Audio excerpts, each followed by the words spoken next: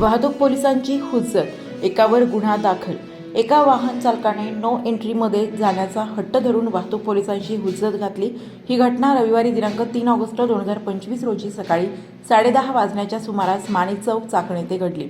या प्रकरणात पोलीस हवालदार लक्ष्मण नानाजी सांगडे यांनी चाकण पोलीस ठाण्यात फिर्याद दिली आहे। त्यावरून मयूर काळे याच्या विरोधात गुन्हा दाखल करण्यात आला आहे। पोलीस हवालदार सांगडे माणिक चौकात वाहतुकीचे नियमन करत होते। त्यावेळी आरोपीने त्याच्या ताब्यातील फॉर्च्युनर गाडी नो एंट्री असलेल्या ठिकाणी लावलेल्या बॅरिकेड समोर उभी केली। मी आमदारांचा नातेवाईक आहे, मी येथूनच जाणार असे म्हणत त्याने नो एंट्रीतून जाण्याचा हट्ट धरला। वाहतुकीच्या नियमांचे उल्लंघन केले आणि फिर्यादीसह इतर पोलीस अधिकाऱ्यांची हुज्जत घातली असल्याचे तक्रारीत नमूद करण्यात आले। यावरून चाकण पोलिसात गुन्हा दाखल करण्यात आला। दरम्यान मयूर काळे यांनी देखील संबंधित पोलीस हवालदार आणि पोलीस अधिकारी व कर्मचारी यांच्या विरोधात चाकण पोलिसात तक्रार अर्ज दिलाय।